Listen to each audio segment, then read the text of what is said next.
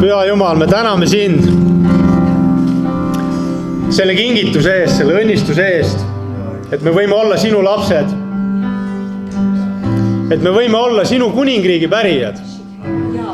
Issand, me täname sind, et me oleme vabad hukkamõistust. Me täname sind, issand, et sina teed meid vägevaks, et sina teed võimalikuks võimatu meie eludes. Issand, me täname sind, et me oleme võitjad. Me täname sind, issand, et sa ei ole meid pannud sabadeks, sa oled meid pannud peadeks, issand.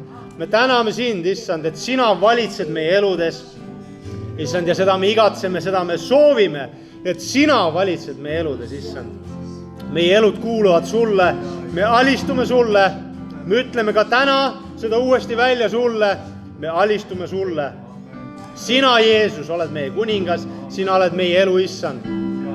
Isa, me täname sind, et me võime olla täna jälle siin sinu ees, sinu lastena. Me täname sind, et sa tahad meid toita, et sa tahad meid uuendada. Me täname, et sa oled kandnud meid läbi selle nädala.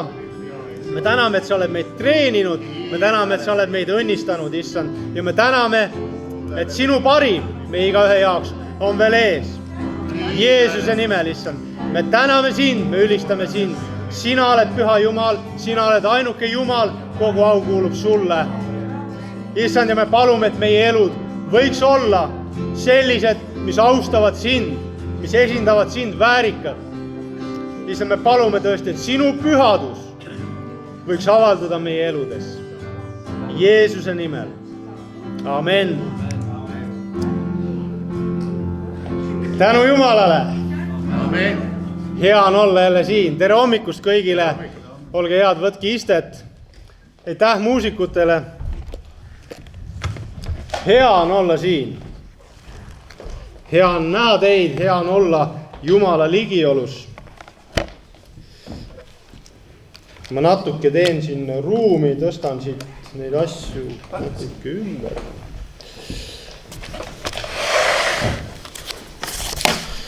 Kuidas teil läinud on? Vägevalt. Jaa, on võitlusi ka olnud. Väljakutseid. Piisav. Tänu Jumalale nende eest. Me natuke täna räägime nendest ka. Need on nii vajalikud meie eludes. Need võitlused ja väljakutsed. Mul on täna südames Jeesuse sõnad, järgne mulle. Järgne mulle. Ja Piiblis on mõned kirjakohad, mida ma tahaks koos vaadata teiega täna, kus Jeesus ütleb, järgne mulle. Ja peamiselt on need kirjakohad, kus Jeesus valib endale jüngreid.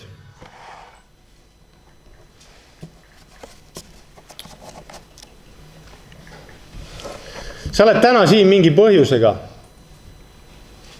Sa oled tulnud mingisuguse ootusega.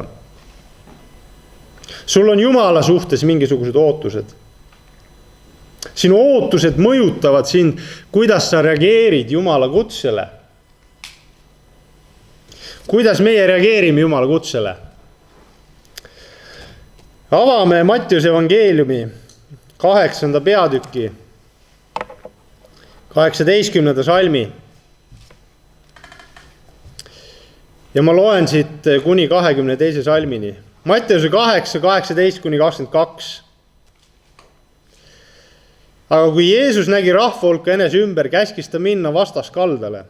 Ja üks kirjatundja ütles tema juurde astudes, õpetaja, ma tahan sulle järgneda, kuhu sa iganes läheksid. Ja Jeesus vastas talle, rebastel on urud ja taevalindudel pesad, aga inimese pojal ei ole, kuhu ta oma pea võiks panna. Üks teine tema jüngritest ütles talle, issand, luba mulle enne minna matma oma isa. Aga Jeesus vastas talle, järgne mulle ja lase surnuil oma surnud matta. Amen.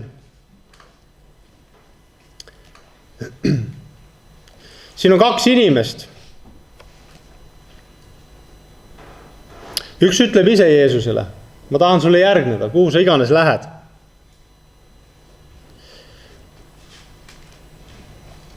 Ja Jeesus ütleb talle, et inimese pojal ei ole pead kuhu panna.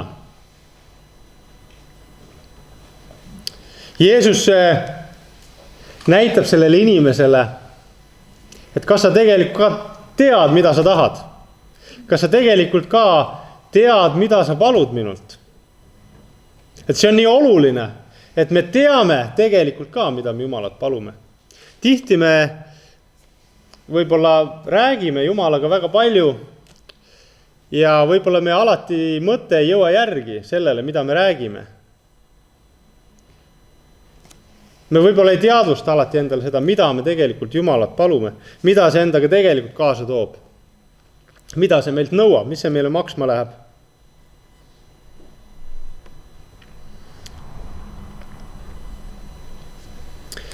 Ja üks tema jüngritest ütles, issand, luba mul enne minna matma oma isa ja ema. Sageli meie ka, me ütleme Jumalale jah ja siis me ütleme sinna järgi, aga las ma teen selle asja enne ära. Las ma teen veel selle, las ma veel saavutama oma elus mingisuguse majandusliku stabiilsuse ja siis ma tulen ja teenin sind. Las ma enne, ma ei tea, mida iganes veel teen. Las ma käin enne koolis ja õpin ja siis ma pühendan oma elu sulle. Aga Jumal igatseb, et sa kohe tuleksid, kohe jagaksid kogu oma elu temaga. Selles ei ole midagi halba matta oma isa. See on väga austusväärne. Jumal on kutsunud meid austama oma vanemaid. Aga Jumal igatseb, et me kõiges selles, mida me teeksime, me kaasaksime tema oma ellu. Me laseksime temal valitseda oma eludes.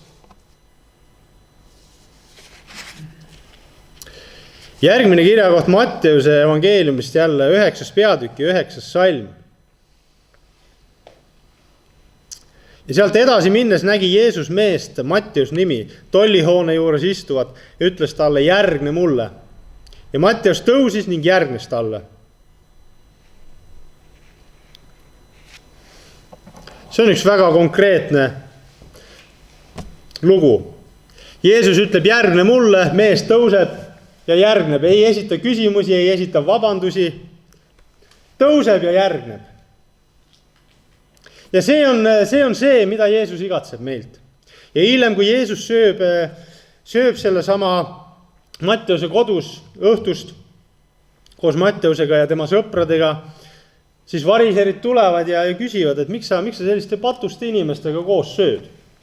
Et see ei sobi sulle.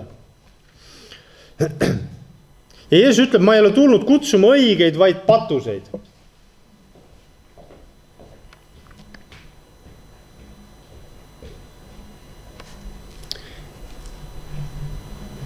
Ma ei ole tulnud kutsuma õigeid, vaid patuseid. Ja mida Jeesus sellega mõtleb? Et tegelikult meie oma õigus tuleb maha panna. Meil tuleb loobuda oma õigusest. Et me võiksime tõeliselt olla Jeesuse järgijad. Ja see on see, mida Matteus tegelikult tegi. Ta loobus kõigest. See, et ta jättis oma töö, oma tegemised, kõik oma asjad sinna paika, tõusis ja järgnes Jeesusele, see tegelikult näitab tema suhtumist üldse, et ta loobus oma õigusest. Ja meil tuleb ka loobuda oma õigusest, et me võiksime olla tõelised Jeesuse järgijad. Edasi Matteuse evangeelium 10. peatükk 37. salmist.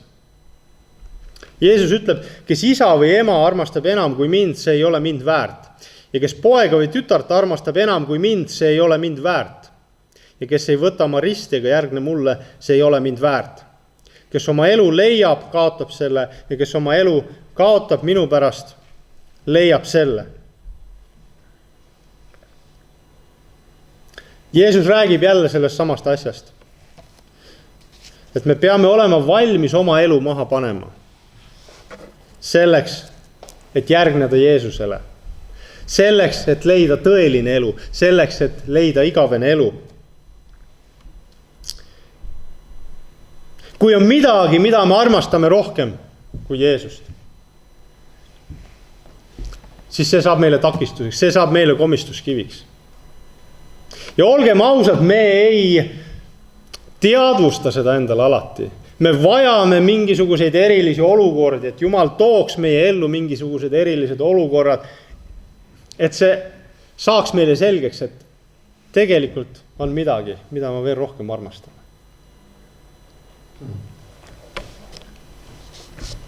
Järgmine kirjakoht Markuse evangeeliumi 10. peatükk.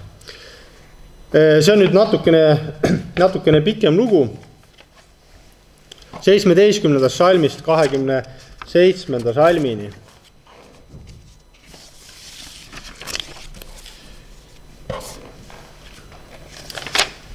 Ja kui Jeesus läks teele, jooksis keegi tema juurde ja küsis temalt ette põlvili heites: hea õpetaja, mis ma pean tegema, et ma päriksin igavese elu? Jeesus aga ütles talle: miks sa nimetad mind heaks? Ei ole hea keegi muu kui üks Jumal.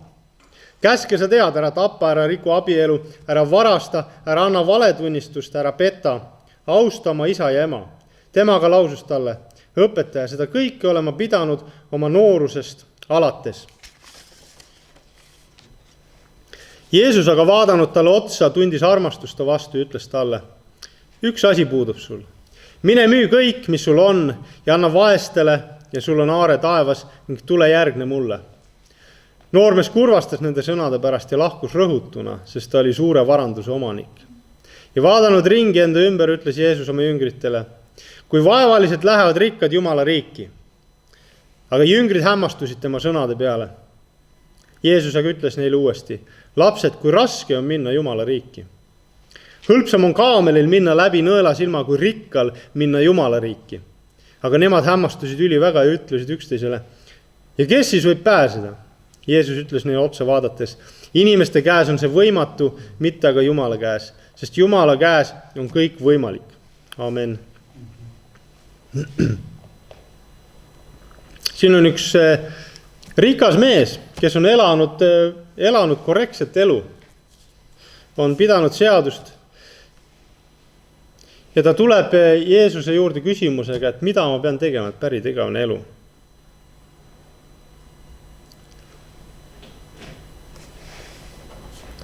Ja me näeme, et sellel noormehel on suur igatsus, see väljendub juba sellest, ta jookseb Jeesuse järele. Ja Jeesus annab noormehele võimaluse oma soovidele otsa vaadata. Kas see on ikka see, mida sa üle kõige tahad? Selles loost me näeme, et see noormees kahtlemata oli siiras. Ta oli siiras oma küsimuses, aga tegelikult ta ei mõistnud, mida ta tegelikult palub, mida see maksma läheb, mida ta tegelikult tahab, mis tema elus on, mis tegelikult takistab. Ja Jeesus tõi selle esile.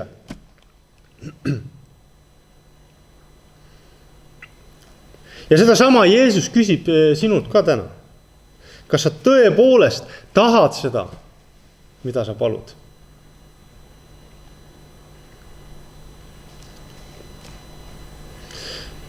Mis see rikkus on, mis takistab meid minemast Jumala riiki? Mis see rikkus on, mis takistab meid järgimast Jeesust?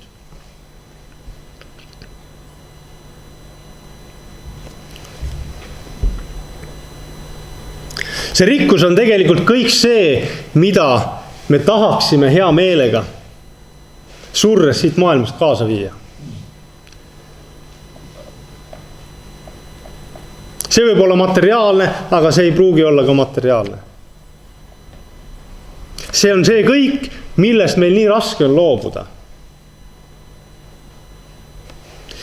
Ja see tuleb esile siis, kui Jumal palub sul sellest loobuda.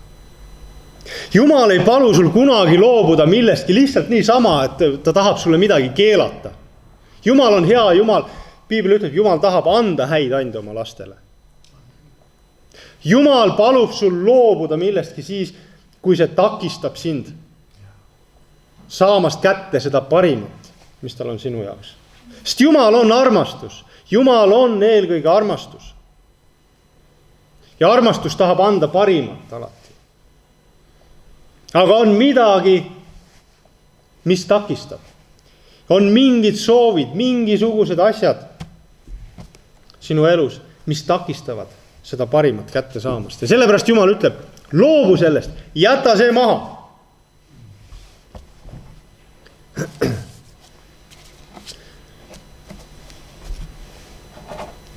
Väga äärmuslik näide.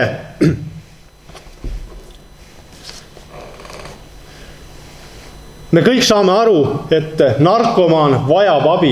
Narkomaan vajab abi. Ta vajab loobuda sellest sõltuvusainest. Aga see, et me midagi naudime, saame midagi nautida, see ei ole iseenesest probleem. Probleem on see, kuhu see meid viib.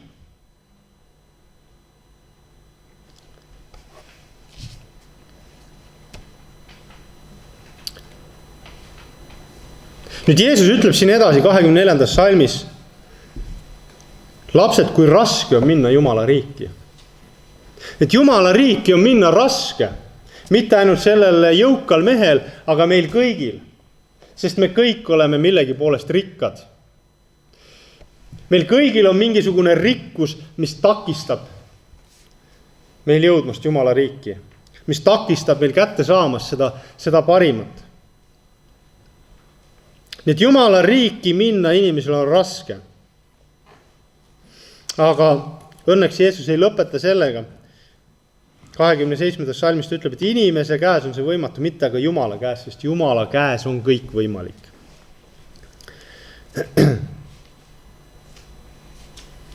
Seega ma pean ennast andma uuesti Jumala kätte. Me tahame omada kontrolli. Aga kui meie püüame omada kontrolli, siis ei saa Jumal meie eludes omada kontrolli. Me pääseme Jumala riiki siis, kui me anname kontrolli üle Jumalale. Ja üks kirjakoht veel Johannese evangeeliumi 21. peatükist, 22. salmini. Peetrus pöördus ja nägi kaasa tulemas jüngrit, keda Jeesus armastas, kes ka õhtu sööma ajal oli nõjatunud tema rinnale ja küsinud, Issand, kes on see äraandja? Teda nähes ütles Peetrus nüüd Jeesusele, Issand, aga kuidas on temaga? Jeesus ütles talle, kui ma tahan, et ta jääb minu tulekuni, mis see sinusse puutub, sina järgne mulle. See on nüüd lugu siis peale seda, kui Jeesus on üles tõusnud ja Jeesus on oma jüngritega koos ja ta küsib Peetruselt 3 korda, et kas sa armastad mind? Ja siis ta ütleb, et sööda mu tallesid, hoia mu lambaid. Ja Peetrus küsib, et siis Johannese kohta, kuidas temaga, aga kuidas temaga jääb?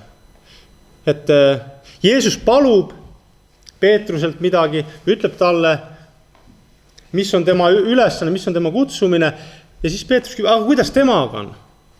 Ja sageli meie ka, me liiga palju küsime, et kuidas temaga on. Me liiga palju nagu tunneme muret, et kuidas nagu teistega on, aga miks temaga niimoodi on, miks tema elus nagu lähevad asjad niimoodi ja minu elus nii ei lähe ja miks temal on selline kutsumine ja minul sellist kutsumist ei ole ja miks. Ja aga. Aga Jumal ütleb, et ära sina selle pärast muretse. Mul on sinuga isiklikult plaan. Mul on sinuga isiklikult midagi siin jagada.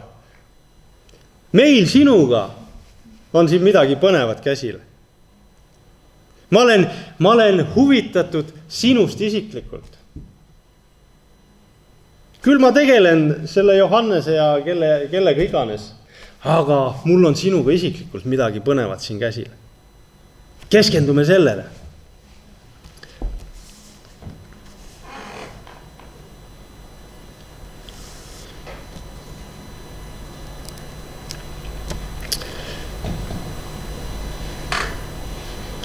Jeesus igatseb sinuga saada lähedasemaks, jagada sinuga seda kutsumist, mis tal on sinu jaoks.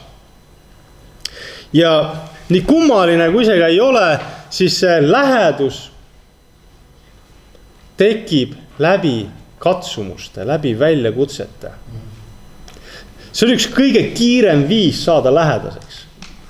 Ma usun, me oleme näinud seda ka, et kui me käime mingisugusest raskest olukorrast kellegi koos läbi, siis kuidagi me oleme nagu kohe sellised, tunneme üksteist paremini. Ja me usaldame üksteist rohkem, me teame, milles me saame toetuda üksteisele. Ja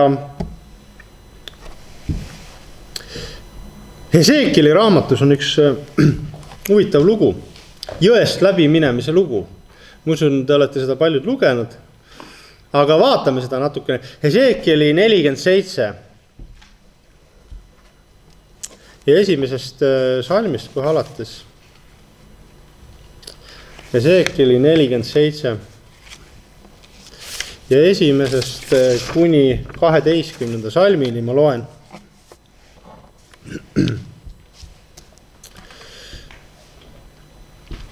Jumal ilmutab Hesekielile siin midagi. Siis ta viis mu tagasi templi ukse juurde ja vaata, vesi voolas templi läve alt välja ida poole, sest templi esikülg oli ida pool. Ja vesi voolas alla templi parempoolse külgseina alt, lõuna poolt altarit. Siis ta viis mu välja põhja värava kaudu ja laskis mind minna väljaspoolt ringi välimise väravani, mis oli ida pool. Ja vaata, vesi vulises parempoolsest külgseinast. Kui mees läks välja ida suunas, siis oli ta mõõdunöör käes ja ta mõõtis 1000 küünart ning laskis mind veest läbi minna. Vett oli pahkluudeni. Ja ta mõõtis taas 1000 ning laskis mind veest läbi minna. Vett oli põlvini. Ja ta mõõtis taas 1000 ning laskis mind läbi minna. Vett oli niueteni. Ja ta mõõtis taas 1000, siis oli jõgi, millest ma ei saanud läbi minna, sest vesi oli kõrge, vesi oli paras ujumiseks, jõgi, millest ei saadud läbi minna. Siis ta küsis minult, inimese poeg, kas oled seda näinud? Ja ta saatis mind ning tõi mu tagasi mööda jõe kallast. Aga kui ma tulin tagasi, vaata, siis oli jõe kaldal väga palju puid. Nii siin kui sealpool. Ja ta ütles mulle, need veed voolavad idapoolsetele aladele, jooksevad alla lagendikule ja jõuavad merre. Nende merre jõudes paraneb seal vesi. Ja kõik elavad hinged, kes liiguvad seal, kuhu need jõed iganes tulevad, virguvad ellu ja seal on väga palju kalu. Sest kui need veed jõuavad sinna ja vesi paraneb, siis virguvad kõik ellu seal, kuhu see jõgi kulgeb. Ja kalamehed seisavad selle ääres, Een-Geedis kuni Eeglaimini. Ja see on võrkude kuivatuspaigaks. Seal on igasugu kalu, nagu suure mere kalu, väga palju. Selle soised kohad ja mülkad, aga ei parane. Nad jäävad soolaseks. Ja jõe ääres selle kaldal, siin ja sealpool kasvab kõiksugu viljapuid. Nende lehed ei närtsi ja nende vili ei lõppe. Nad kannavad igas kuus uudse vilja, sest vesi nende jaoks voolab pühamust. Nende vili on toiduks ja nende lehed terviseks. Amen. Mis jõgi see on, mis siit voolab? Mida see jõgi võiks sümboliseerida? Jumala vaimu jõgi. Kindlasti, jaa. Jumala vaimu ja väe jõgi. Mida see jõgi veel võiks sümboliseerida? Elujõgi. Elujõgi. Mida elu sisaldab? Elu koos Jumala kindlasti sisaldab Jumala väge, aga mida elu veel sisaldab? Küllust. Ja kindlasti elu sisaldab katsumusi ka.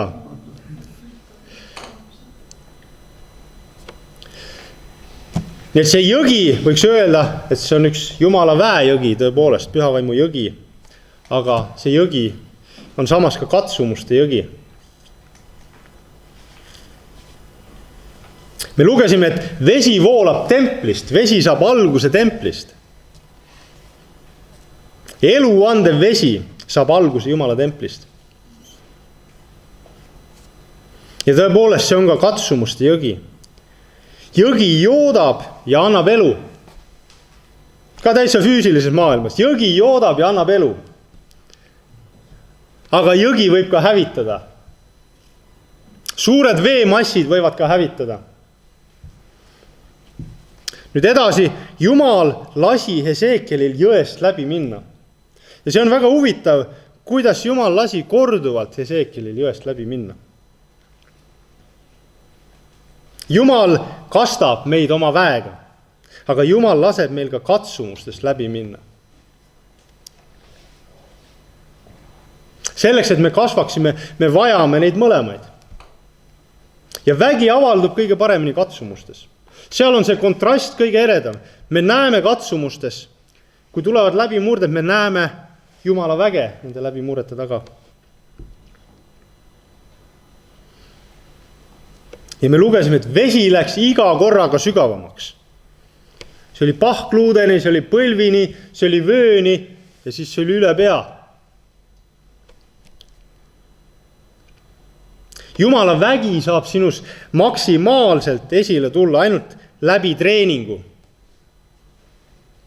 Treening toob sinus esile selle, mida sa endas tegelikult veel avastanud ei ole. Treening laseb sul avastada Jumala väge. Treening õpetab sind Jumalat usaldama. Treening viib sind edasi uutesse sügavustesse.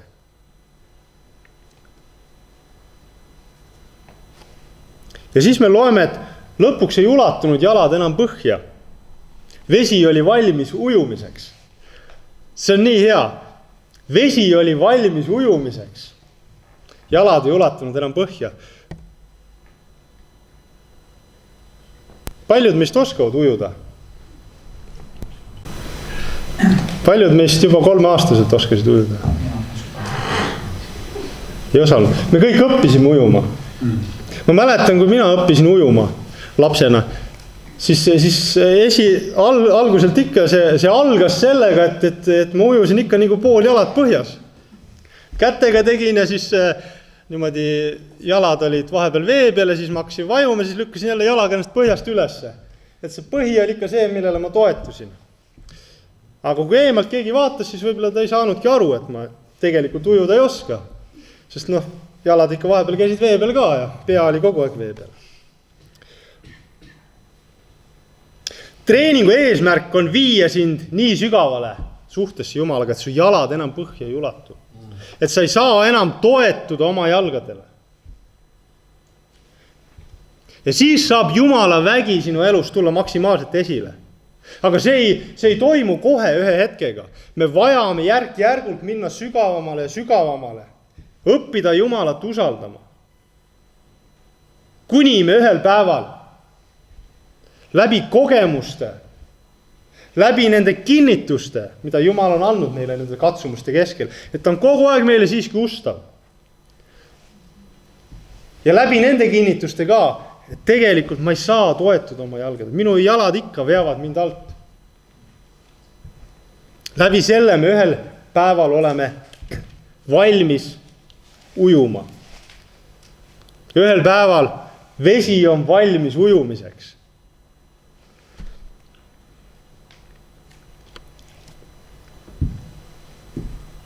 Vesi ei saa olla valmis ujumiseks enne, kui sa tunnistad endale, et ma saan toetuda tegelikult ainult Jumalale.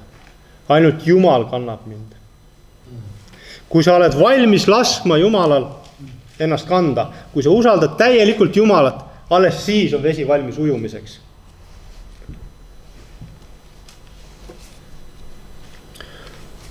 Nüüd edasi me lugesime, et jõgi voolab merre ja vesi paraneb meres ja kõik elavad hinged, kes seal liiguvad, kuhu need jõed iganes tulevad, virguvad ellu.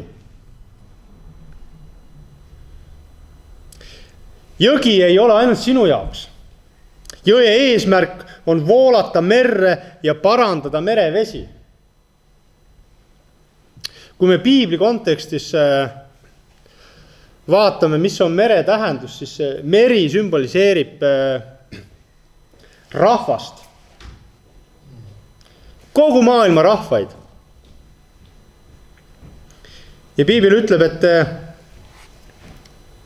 jõgi voolas merre ja merevesi paranes. Meri on inimkond. Jõe eesmärk on tuua elu kõikjale, kuhu ta voolab. Ja meie oleme osa sellest jõest. Jumala igatsus on, et meie ujuksime selles jões. Oleksime osa sellest elu toovast voolamisest, mis muudab inimkonda, mis parandab, mis tervendab inimkonna. Nüüd 12. salmis piibel ütleb, ja jõe ääres selle kaldal siin ja sealpool kasvab kõiksugu viljapuid, nende lehed ei närtsi ja nende vili ei lõppe. Ja nad kannavad igas kuus uudse vilja, sest vesi nende jaoks voolab pühamust. Nende vili on toiduks ja nende lehed terviseks. Kui sa lased ennast Jumalal sügavamale viia, kuni nendesse sügavustesse, kus sa koged, et su jalad enam ei ulata põhju, kus sa tunnistad, et sa sõltud täielikult Jumalast, siis su elu saab olema nii viljakas, et sa isegi ei saa mõõta seda vilja. Sinu vili ei lõppe.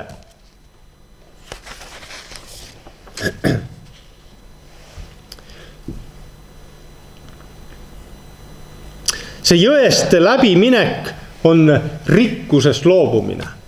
Kui me lugesime seda rikka mehe lugu, Jeesus palus tal loobuda sellest rikkusest. Ja Jeesus palub ka sinul loobuda kõigest sellest rikkusest, mis hoiab sind jalgadega põhjas. Ja me ei taha kohe kõigest oma rikkusest loobuda. Me ikka mõtleme, et äkki ma selle saaksin ka ikka kaasa võtta ja selle asja saaksin kaasa võtta, et saaksin paralleelselt teha nii üht kui teist. Aga ei saa. Ja see arusaamine võtab aega, sellepärast Jumal laseb meid algusel pahkluudeni vette minna. Ja siis põlvini ja siis vööni. Ja ühel hetkel me oleme valmis usaldama Jumalat nii palju, et me ujume. Ja ma väga loodan, et me kõik jõuame sinna, kus me oleme valmis ujuma. See oleks väga kurb, kui me eluks ajaks jääksime siia pahkluudeni või põlvini vette. Kui me eluks ajaks jääksime niimoodi ujuma, et nagu oleme nagu õngekorgid. Lupsame vahepeal vee peale, siis vajame jälle vee alla ja siis tõukame ennast jälle lahti. See ei ole ujumine. See on lihtsalt üks hulpimine.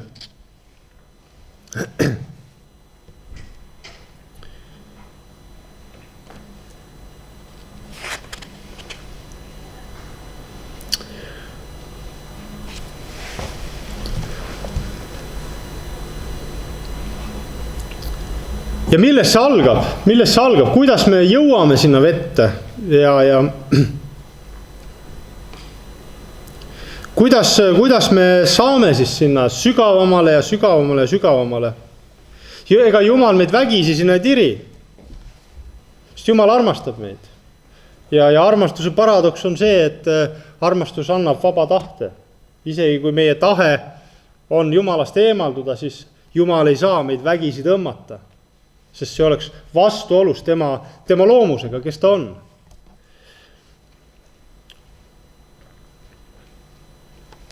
See eeldab, et meie igatseksime tõeliselt seda. Et me tõeliselt igatseksime, et Jumal tõepoolest viiks meid nendesse sügavustesse. Ja see on protsess, me vajame, et meie silmad avaneksid tõeliselt, mida me tõeliselt tahame, mida me tõeliselt palume, mida me tõeliselt igatseme.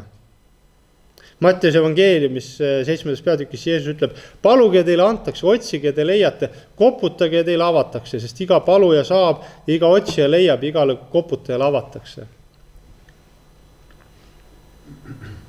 Mida me peaksime paluma? Kuidas me peaksime paluma?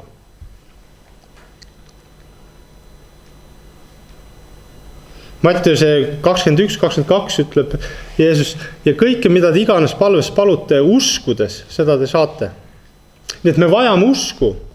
Me vajame uskuda, aga mis teeb mind võimeliseks uskuma? Ma ei usu, et lihtsalt see endale sisendamine, et ma usun, see paneb mind uskuma. See pigem võib olla selline ajupesu, kus me enam nagu ei ole adekvaatsed. Inimene sisendab endale midagi väga palju, siis ta võib seda tõepoolest jääda uskuma, aga see ei ole see usk, millest Piibel räägib. See on tegelikult enesepettus. See sama jõest läbiminek. Iga korraga järjest sügavamale ja sügavamale. See on see, mis toob meist selle usu esile. Nii et me palvetamises ja uskumises ka, me tegelikult kasvame. See on protsess. Ja kui meil see igatsus, see siiras igatsus on olemas ja see valmidus alistuda Jumalale, valmidus loobuda oma rikkusest, siis me saame kasvada selles. Siis meie usk kasvab, siis meie palved muutuvad. Milliseks? Sellest me saame lugeda 1. Johannese 5. peatükist. Ja see ongi see julgus, mis meil on tema ees, et kui me midagi tema tahtmismööda palume, siis tema kuuleb meid. Kuna me teame, et ta meid kuuleb, mida tahes me paluksime, siis teame ka, et meil on käes need palved, mis me oleme palunud.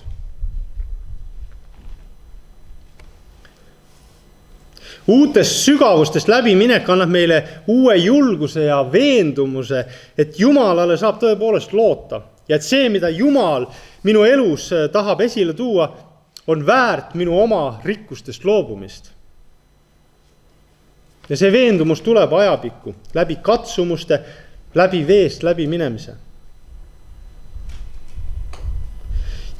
Ja see läbi veest, läbi minemine teeb meid võimeliseks paluma Jumalale meelepäraseid palveid.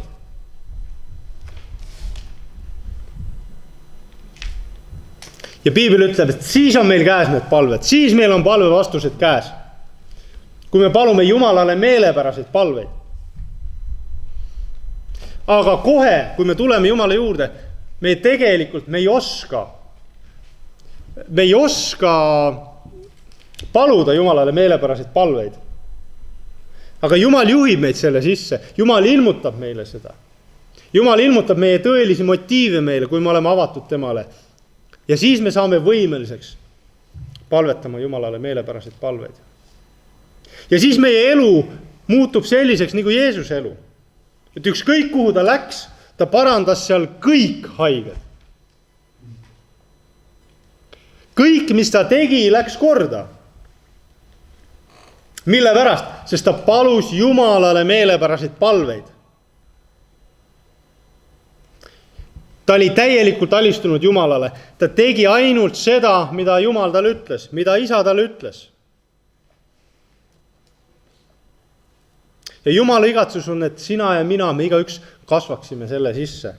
Nii et ole valmis kasvama, ole valmis veest läbi minema, ole valmis lahti laskma nendest asjadest.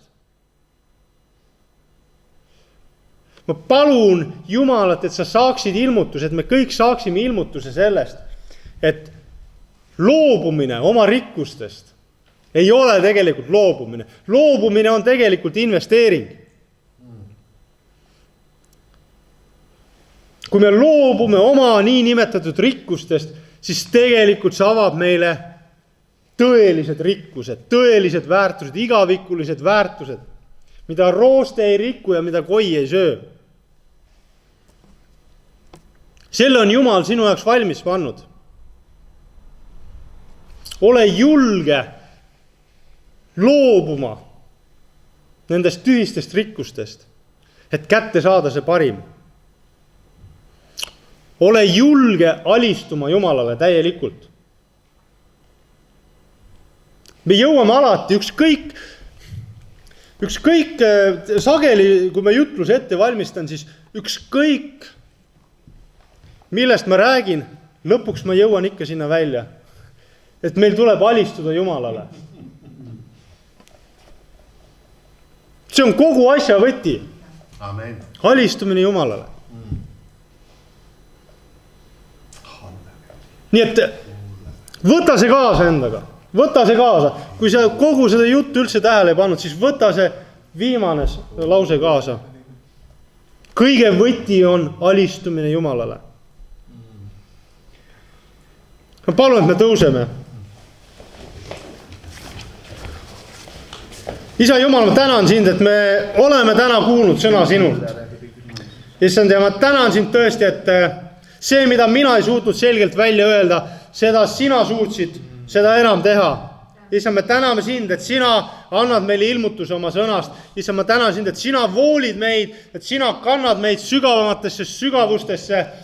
Ma tänan sind, et sina oled ustav, sa viid meid läbi, sa küpsetad meid, sa valmistad meid, sa treenid meid, kuni me oleme valmis ujuma. Usaldame ennast täielikult sinu kätesse, issand, ja tõesti, me alistume sulle, me otsustame alistuda sulle, issand. Issand, ja me otsustame seda teha jätkuvalt. Iga päev, igas hetkes, kõigis oma valikutes, kõigis oma elu valdkondades. Issand, võta üle täielikult meid. Tee, mis sina tahad meist. Too oma parim meis esile, issand. Me otsustame alistuda sulle. Sina oled meie issand. Sinul on kontroll, issand. Me täname sind, et sinu tahe on parim. Me täname sind, et me võime kõiges usaldada sind. Issand, ma õnnistan iga inimest siin. Ma õnnistan iga inimest, kes vaatavad meid läbi meedia. Issand, ma palun, too oma parim meie eludes esile. Issand, anna meile ilmutus alistumise väest. Sellest potentsiaalist, mis on alistumises. Sellest, milline vägi meie eludes tuleb esile. Milline vili tuleb meie eludes esile siis, kui me alistume täielikult sulle. Issand, ma tänan sind tõepoolest, et parim on veel ees. Issand, ja me igatseme selle kätte saada. Me igatseme käia sinu väes, sinu tahte keskmes. Las meie elud tuua au sinule. Jeesuse nimel. Amen. Ole väga õnnistatud. Tõepoolest, Jumala parim on veel ees. Amen.